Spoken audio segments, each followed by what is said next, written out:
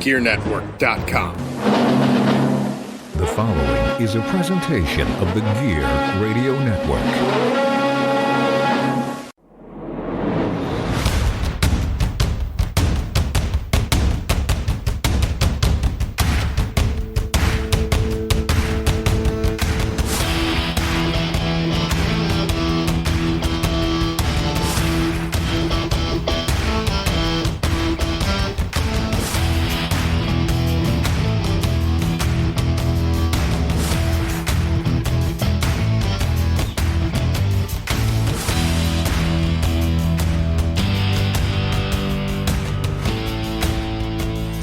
Welcome, everyone.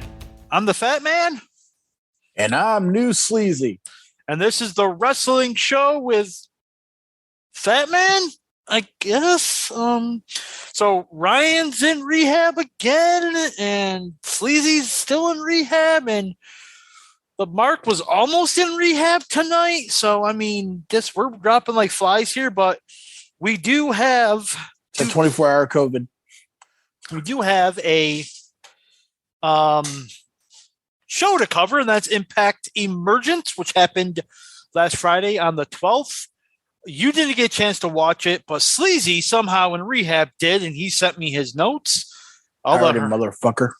The fucking hermaphroditic they got to be sneaking in hermaphroditic porn for him.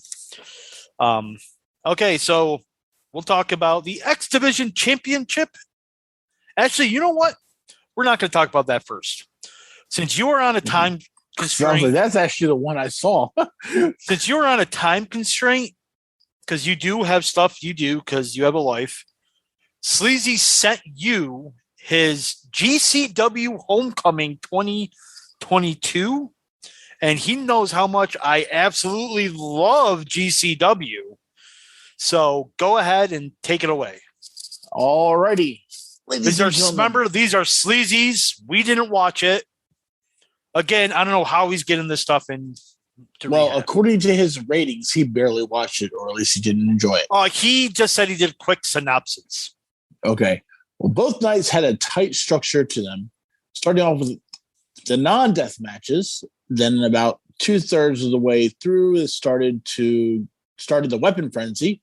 Guys like Jordan Oliver, Nick Wayne, Kevin Blackwood, Starboy Charlie, Blake Christian, and Ninja Mac were some of the highlights of these shows. But there were a few minor issues I had with the two fight nights. First, yo, dog, I hope you like tombstones.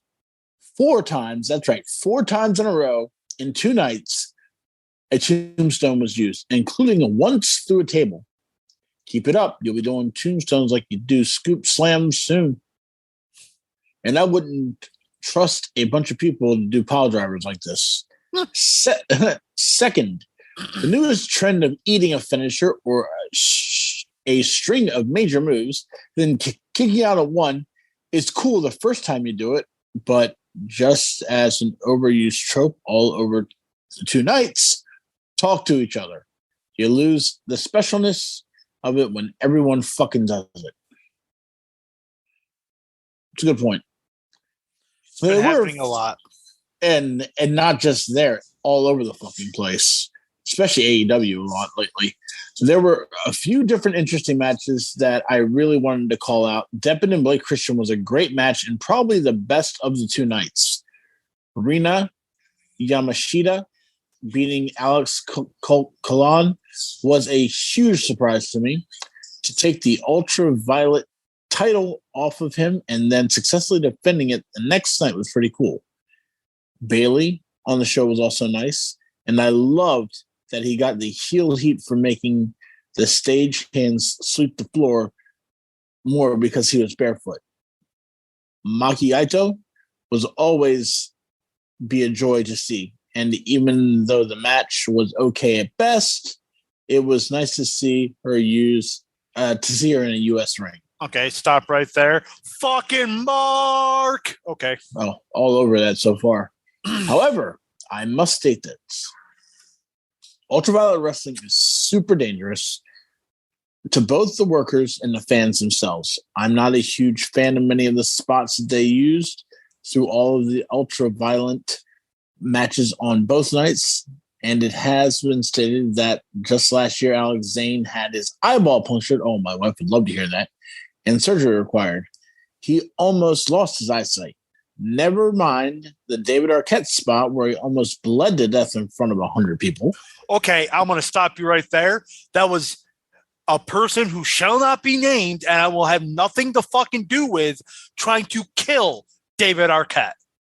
It wasn't a spot that was planned. Somebody went into business for himself and wanted to kill him legitly, which is why I have nothing to say or do about that fucking piece of shit. But go ahead. You are definitely walking into the late stage ECW territory where you'll eventually over-violence yourselves into being able to satiate your audiences. The main event of the night was Mox versus Effie in an OK match. The crowd was definitely behind Effie, but it was a foregone conclusion who was winning. After that match, Censored for Fatman Sanity came out and challenged Mox. Mox said that he named the day and place, but Censored would have to put his career on the line. Night 2 main event was technically not a match, but 40 minutes of wasted time that ended up Matt Cardona being beaten up and bloodied by Censored. What the fuck? Why is he part of this too? So he uses probably the worst weapon I've ever seen, a pizza cutter, to gouge him open. The entire wedding segment was too further along a storyline unrelated to the night 1 finish. I don't get it. All in all, the two shows had their ups and definite downs, but overall, I didn't feel like I wasted my time in watching this until the end of night 2. I get it. It was a decent way to get a bunch of jabs in everywhere, but this was the second night of a major 2-night event. I just don't get it why this is done. And that is a 4 out of 10. You Bret Harted it, but then realized it didn't waste your time. You wasted your time watching Censored. That's what the waste of time is. And I will not have anything to do with that piece of shit, is what I said.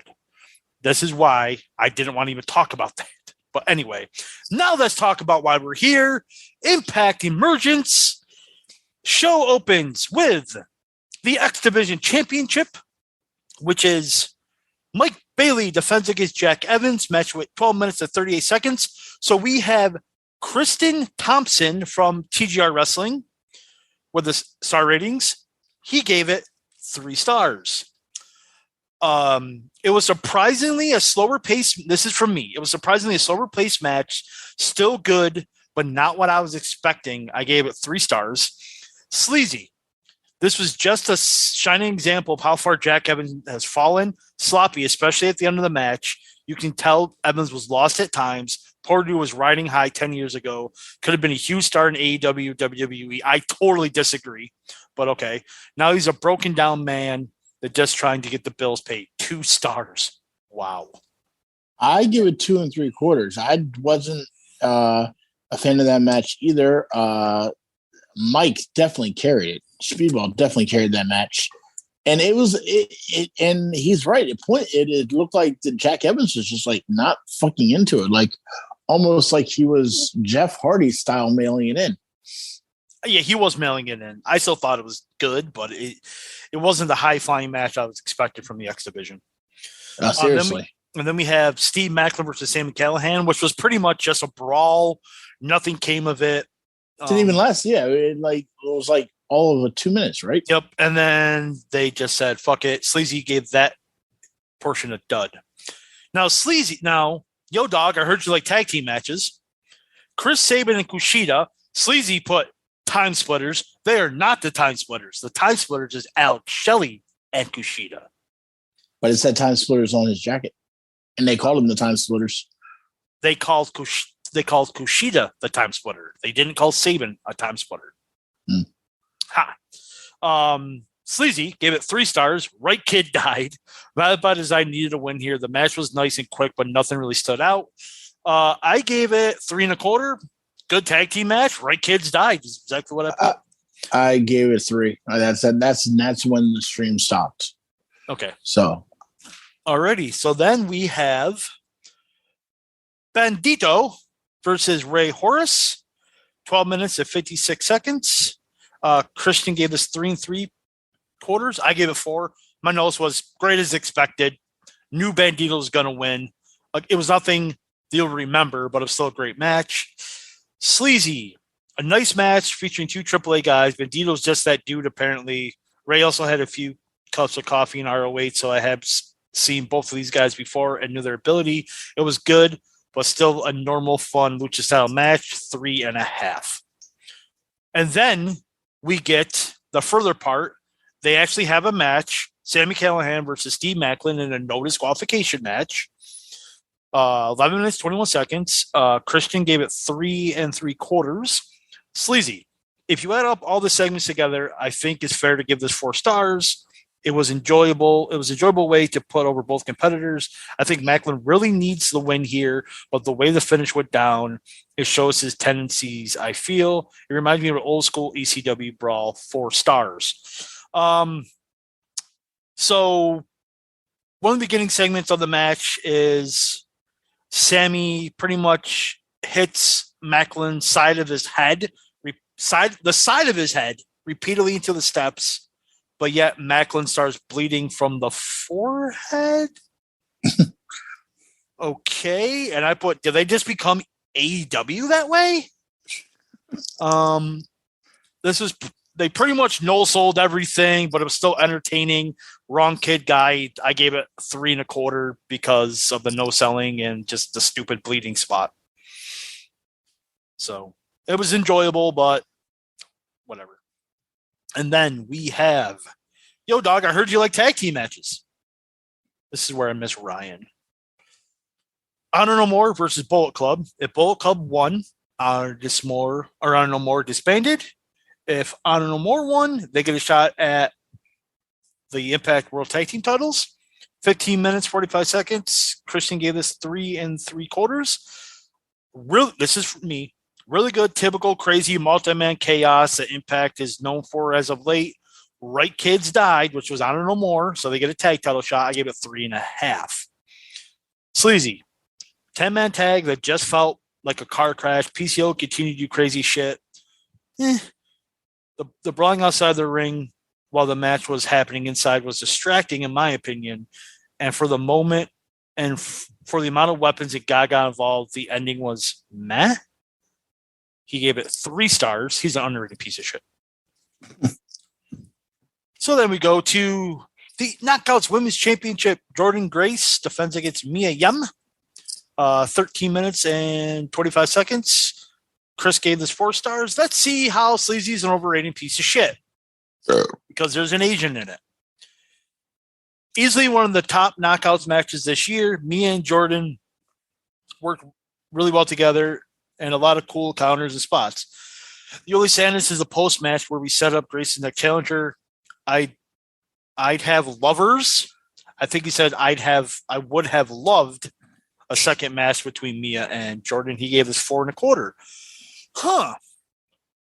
I wrote, it was awesome. Wasn't expecting much, but it was so good. Maybe the best Knockouts women's match this year. 4 1/4. So me and Sleazy actually agreed on that. And then we go to the main event. Impact World Championship. Josh Alexander defends against Alex Shelley. 27 minutes and 29 seconds. Wow. Kristen gave this 4 1/4. As expected, this is me. As expected, this match was awesome. Most of the match, Shelley dominated, but it made sense storyline-wise because Alexander said he wanted Shelley at his best. So it made sense. He'd say one of them better than best. Better than best. You're absolutely right. One better than best. And that's what happened. So it made sense storyline-wise. 4.5 stars. Josh Alexander and Impact are just rolling right now. Sleazy. Another awesome match featuring Josh Alexander. Shelley looked awesome as well, and it just shows how much talent was in the ring that night. The slice bread counter was pretty cool, and I loved how Alexander puts over Shelley more even after the match. It shows how exhausted he was. Just wonderful. 4.5 stars. Yeah, this was an excellent Impact show. I don't think I rated anything under 3 stars. This was an absolutely Impact is rolling right now. This is just an absolutely fantastic show. Josh Alexander continues to be the best world champion no one is talking about. He is just on a roll with constant 4.5 star matches. He's up there, going to be up there for Wrestler of the Year. I would love to see him versus Jay White. Oh my God.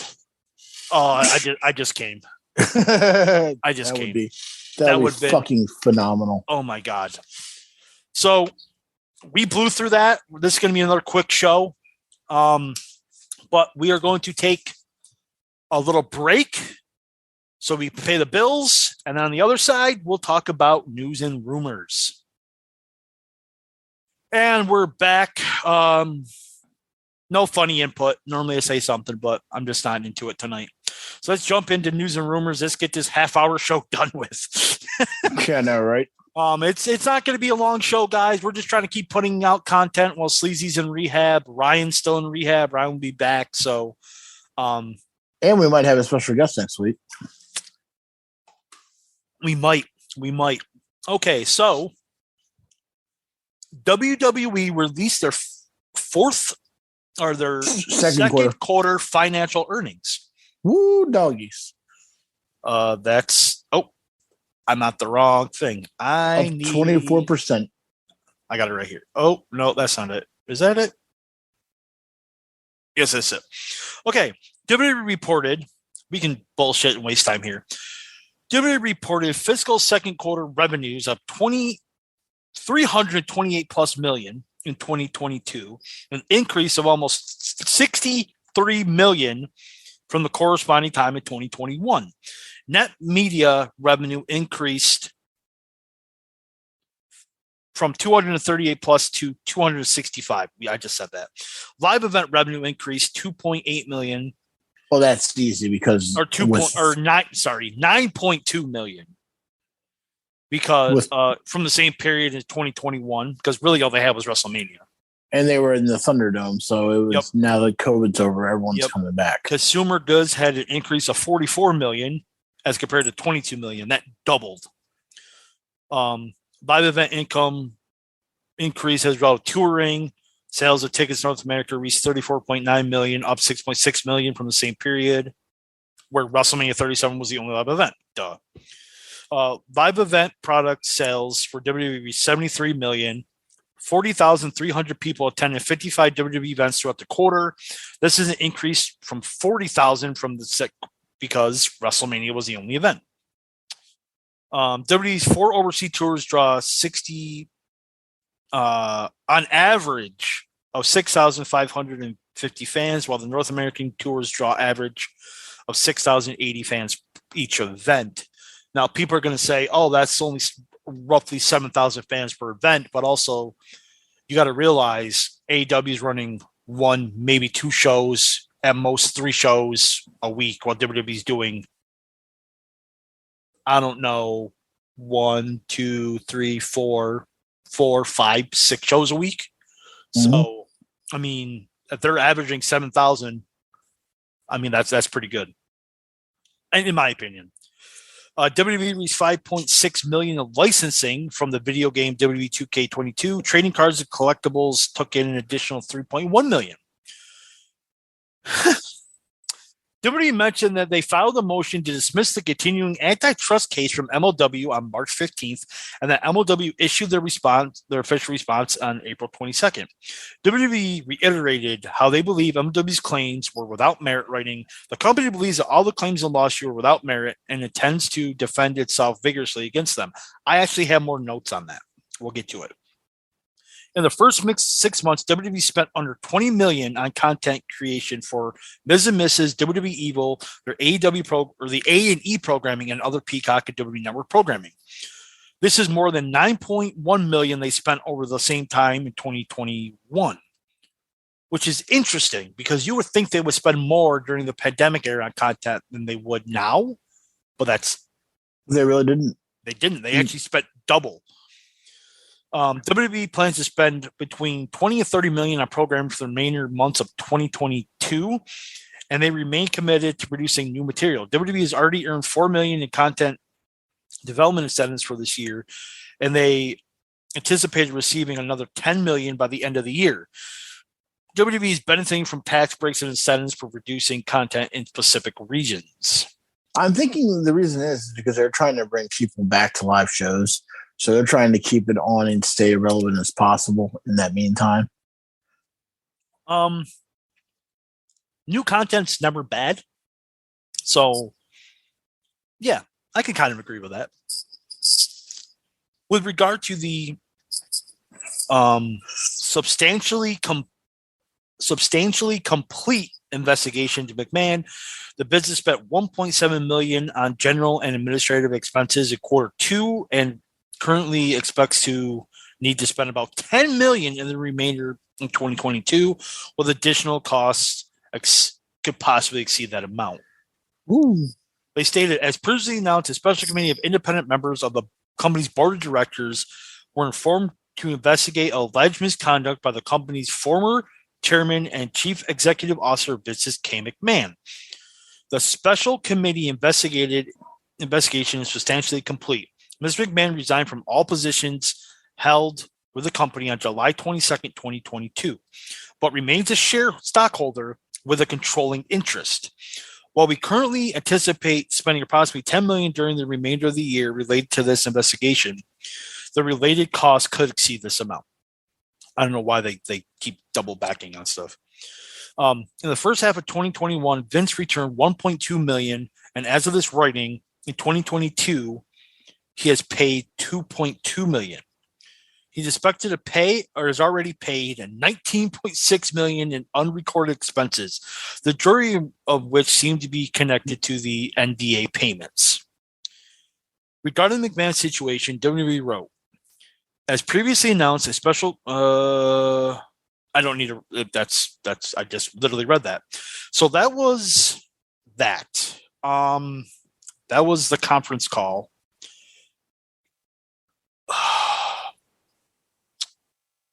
Thoughts? I just think that it's good for them. And I think they're trying to bring back fans that have been going away for a while from live shows, which is why they keep announcing content, why their merchandise sales are through the roof and all that. Plus, people have money to spend again because they're back at work. So that's another plus. Yes. I'm just looking through the latest ones because I did these this morning.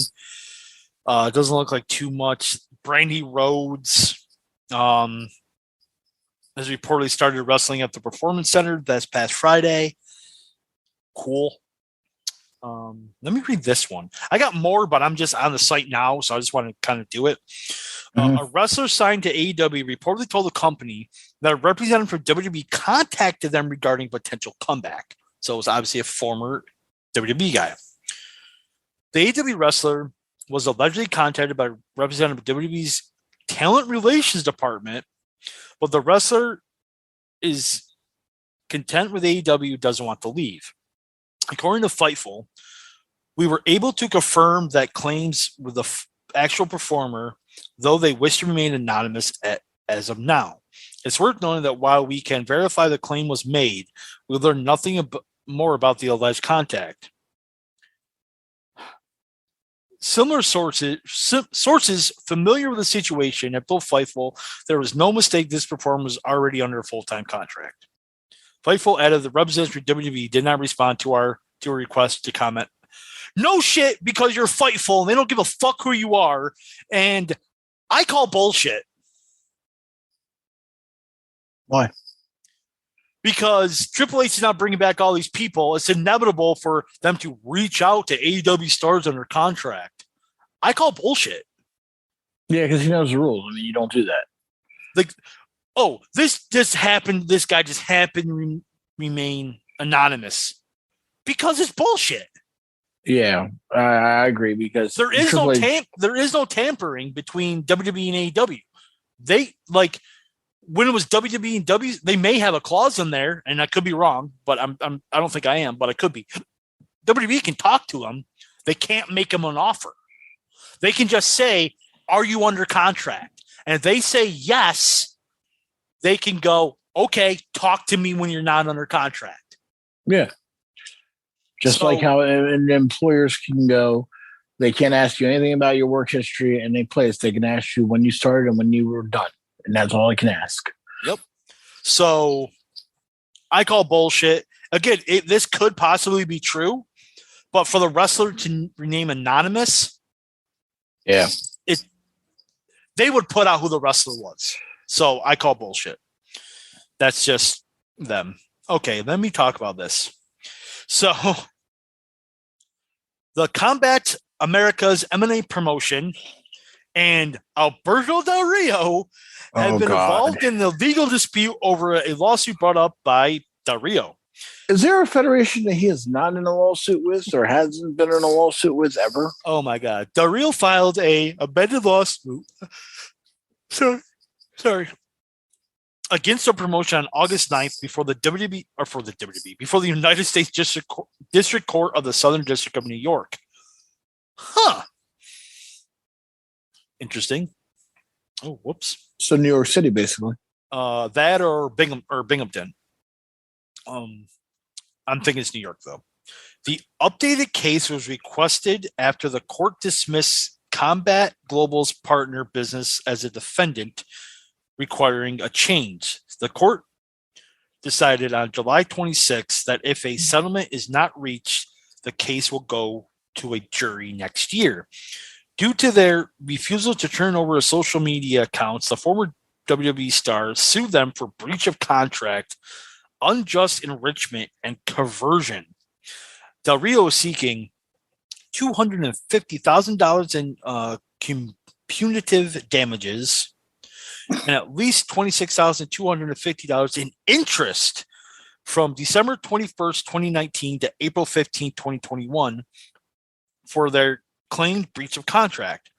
For the $26,250, 7% interest will be used for his expenses. Furthermore, he demands that Combat pays his legal bills and gives him back his social media accounts. Also, damages demanded at trial for compensation for Combate's unlawful conversion of plaintiff's social media accounts and many other relief the court may rule is just and proper. So essentially, they stole a social media account? Evidently. But why? He's a piece of shit. Why would you steal his social media account? That makes zero sense. Well, so he can't use it. Okay. I don't get it. It makes no sense. Okay, so we did that. We did this. Okay, let's talk about the aforementioned WWE MLW lawsuit. So let me see. This is WWE's statement. On January 11th, 2022, a complaint was filed against the company by MLW Media, LLC, alleged that the company supposedly interfered with MLW's contractual relationship with Tubi, a streaming service owned by Fox Corp, and MLW's prospective economic advances with respect to its relationship with Vice TV, and supposedly engaged in unfair business practices in violation of the Sherman Antitrust Act and California law. Such supposed unfair business practices are alleged to include cutting off competitors' assets to viewers and licensing opportunities, interfering with contracts. Maybe this isn't their statement, but I'll read it anyway. Interfering with contracts, poaching talent, eliminating price competition, and misappropriating and attempting to misappropriate confidential information for its competitors. On March 15th, the company moved to dismiss all claims associated in the complaint. MLW filed its response to the company's motion to dismiss on April 22nd, 2022. The company believes that all claims in the lawsuit... Oh, this is their thing. Sorry, I don't read these before. So the company believes that all the claims in the lawsuit are found without merit and intends to defend itself vigorously against them. As previously announced, a special committee of independent members of they talked about Vince McMahon, which is stupid. I don't know why they did that. In addition to the foregoing, from time to time, we become a party to other lawsuits and claims. By its nature, the outcome of litigation is not known, but the company does not expect this ordinary course litigation to have a material adverse to on our financial condition, results of operations, or liquidity. So pretty much they just told MLW, prove it, bitch. Yeah. Like, that's essentially what they said. They're just like, yeah, prove it. We don't care. Try it. You're going to lose. Like, I got 3 more pieces here. WrestleMania 39 tickets went on sale. I don't have the exact numbers, but apparently they're saying they're selling pretty well. Yep, they are ecstatic over it. They did say that they only sold like combo packs, and they're already almost sold out for each night. So that's good, I guess. Lacey Evans. Okay, so I have to put this. Sleazy's going to call me a fucking mark. Lacey Evans on screen. Reason she's not on screen is she's not medically cleared. Well, according to fuck Dave Meltzer, she really is hurt and she's not medically cleared. Again, I call bullshit. They just don't have anything for her. For her, yeah. So she wasn't Vince McMahon's favorite. I don't think Triple H is really that high on her. It is what it is. One more. This is a little concerning, but we'll figure it out. NXT UK has no TV taping scheduled due to the studio that they're using in the UK is going to be used to host soccer pre-shows and half times. And for what? PL or I don't know what it's World for. Cup. I don't know what it's for. So there's no tapings scheduled, and now everyone's very concerned about this. They'll find somewhere else. The UK thing. Yeah, I think they'll find somewhere else to tape. I'm not really that concerned about it. It does have potential to be concerning, but I think they'll be okay. And that's it. All right, Tony Reale. Paper toss. Paper toss. Butt plugs. Yeah, you can find me and Fatman on the Best Damn Sports Show Period 2.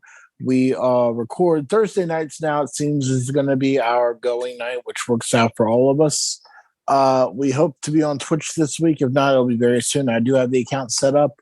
We just have to figure out how to switch it around from the stream that we're using right now because we came across a couple of difficulties. But we are back on Facebook Live via StreamYard.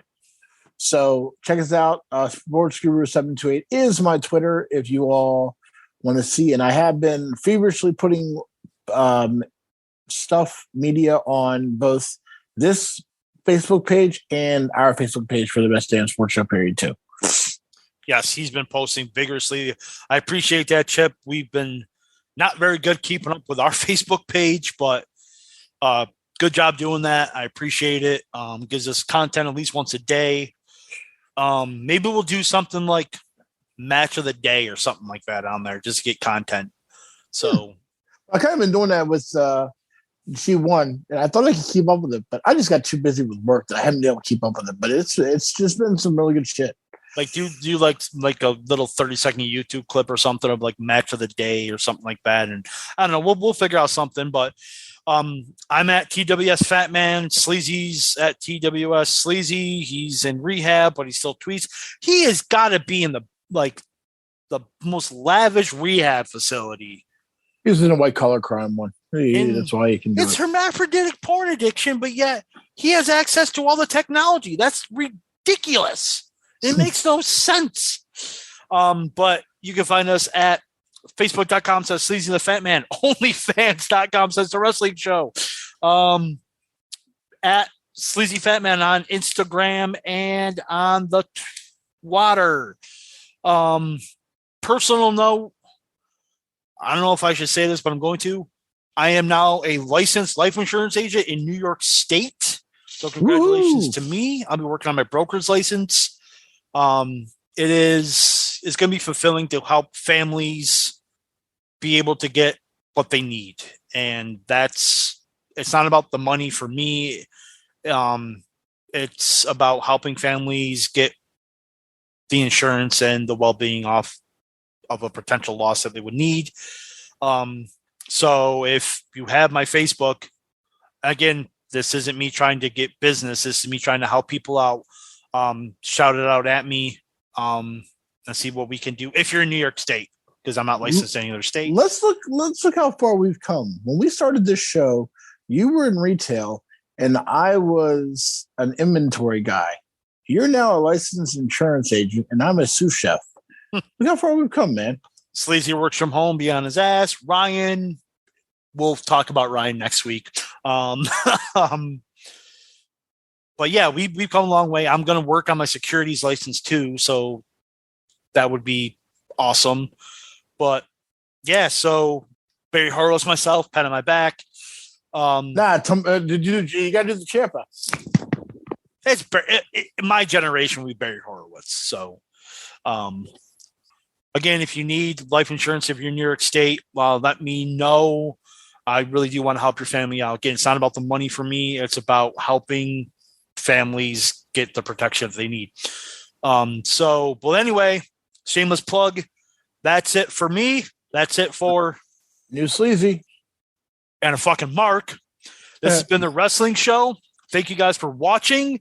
Thank you guys for listening. Oh, also, 8 a.m. Saturday mornings is where you can find us. If you're not watching us live on Twitter, Tuesday nights at 9. But anyway, on the Gear Network. On the Gear Network. So here we go. Fuck Kenny Omega. Fuck Dave Meltzer. A hot dog's not a sandwich. A sub is not a sandwich. Ryan has a new nickname, and we will talk about that next week. And fuck censored. And fuck censored. You should add fuck censored to your fuck censored. But more importantly, Ryan's new nickname next week. I cannot wait to reveal it. And that's it, guys. Have a good night. Peace.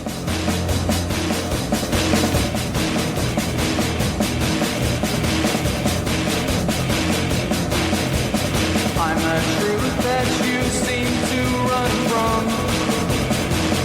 I'm an army of one. I'm a clip in your gun.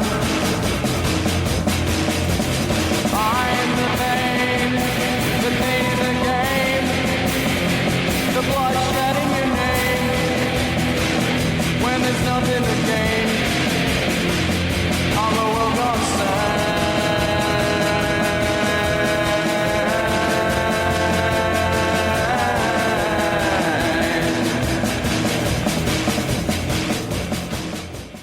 The preceding presentation has been brought to you by the Gear Network.